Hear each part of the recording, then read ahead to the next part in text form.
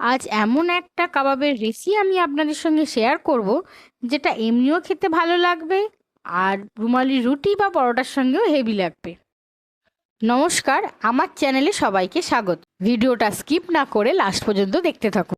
কাবাবটা করার জন্য আমি এখানে 500-র মতো নিয়েছি চিকেন কিমা।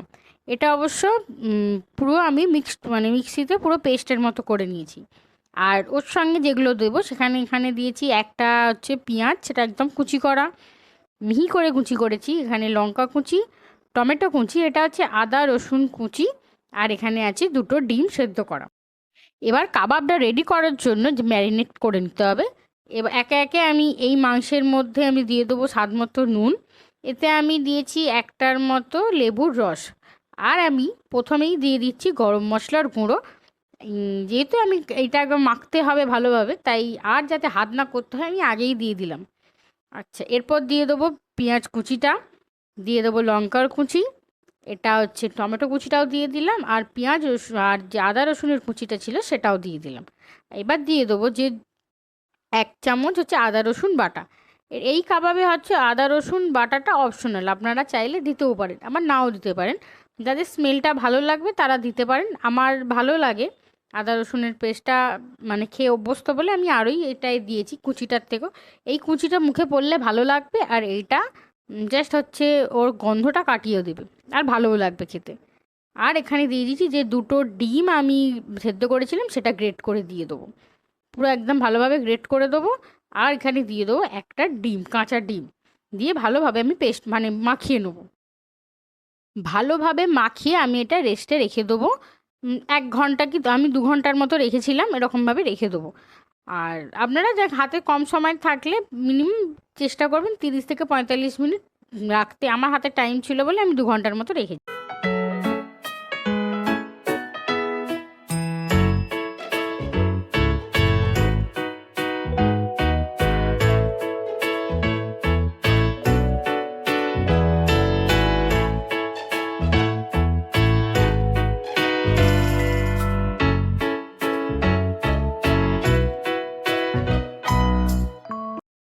2 ঘন্টা পর আমি পেস্টটা হচ্ছে ফ্রিজে ছিল, ফ্রিজ থেকে বার করেছি। এতে ধনেপাতা দিলেও ভালো হয়, কিন্তু ধনেপাতাটা ছিল না, পুদিনা পাতাটা দিয়েছি। আর দিয়েছি বেসন দিয়ে ভালোভাবে মাখিয়ে নিয়েছি।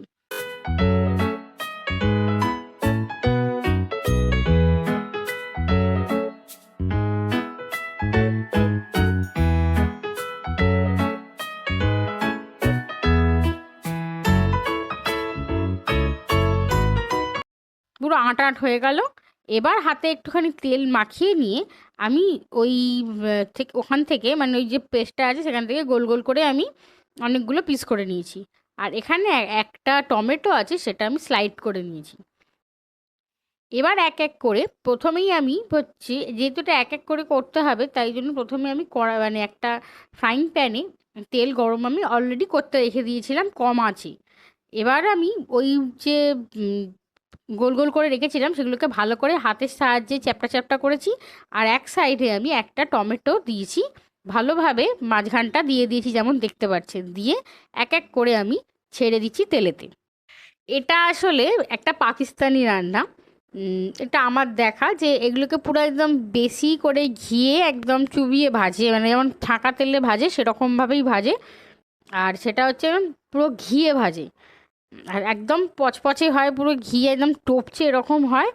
আর ভেতর থেকে একদম তেল, মানে প্রচুর তেল থাকে, যেটা মানে প্রচুর ভেতরটা তেল থাকে। এটা এরকমভাবেই খায় বেসিক্যালি। আমি অতটা তেল দিয়ে বা ঘি দিয়ে কোনোভাবেই খেতে, আমি এমনিতেও খুব একটা ঘি দিয়ে খেতে পারি না, আর খুব বেশি তেল দিয়েও আমি খেতে পারি না, মানে আমার নিজেরই ভালো লাগে না। তাই আমি কম দিয়েই করার চেষ্টা করি, যেটা আমি খেতে পারি, যেটা আমার ফ্যামিলির জন্যও ভালো হবে। একে একটু কম আঁচে আর একটু চাপা দিয়ে দিয়েই ভাজতে হবে, যাতে এটা পুরোটাই যেহেতু কাঁচা, তাই কমিয়ে কমিয়ে ভাজলে তবে ভেতর পর্যন্ত একদম সেদ্ধ হবে, ভাজাটা হবে খুব ভালো, জুসি হবে। এপিট ওপিট একটু ভালোভাবে ভাজা হয়ে গেলে বা ভেতর পর্যন্ত সেদ্ধ হয়ে গেলে বুঝতে পারলে, তারপর একটু জোর আঁচ মানে বাড়িয়ে একটু লাল লাল করে ভেজে তুলে নিতে হবে। এটা তো এমনি খুব সফট হয়েছে, এগুলো বুঝতে পারছেন ভাঙতে, এমনি মুখে দিলেই মিলিয়ে যাচ্ছিল। আর এগুলো হচ্ছে রুমালি রুটির সঙ্গে বেসিক্যালি এগুলো খায় সবাই। খুব একদম মানে নরম হয়ে থাকে, আর এটা খুব ভালো লাগে। আর একটু বেশি তেল দিয়ে করে বলেই এগুলো আরও বেশি ভালো লাগে। আমি একটু কম দিয়ে করেছি, জাস্ট কাবাবের মতো করে খাবো বলে। আপনারা চাইলে সেটা বেশি দিয়েও করতে পারেন, বেশি তেল দিয়ে। এই কাবাবটার নাম হচ্ছে চাপলি কাবাব। এটা মটন দিয়েই করে ওরা, কিন্তু আমি চিকেন দিয়েই করছি। চিকেন দিয়েও কোনো অংশে মনে হয় খেতে খারাপ হয়নি, কারণ আমি যে চাপলি কাবাবটা ঘি দিয়ে রোস্ট করে এতটা হয়, সেটা আমি আজ পর্যন্ত টেস্ট করে দেখিনি। কিন্তু নিজের হাতে চিকেন দিয়ে বানিয়েও আমার কোনো অংশে খারাপ লাগেনি। আপনারাও বাড়িতে এরকমভাবে ট্রাই করে দেখতে পারেন, ভালো লাগবে। আপনারা বাড়িতে অবশ্যই এই রেসিপিটা একবার ট্রাই করে দেখবেন, আর রেসিপিটা কেমন লেগেছে অবশ্যই আমাকে একটা কমেন্ট করে জানাবেন। আর আমার ভিডিওগুলো যদি ভালো লেগে থাকে তাহলে ইউটিউব থেকে দেখলে লাইক, শেয়ার অ্যান্ড সাবস্ক্রাইব করে দেবেন, আর ফেসবুক থেকে দেখলে একটা ফলো করে দেবেন। ভালো থাকবেন, সুস্থ থাকবেন।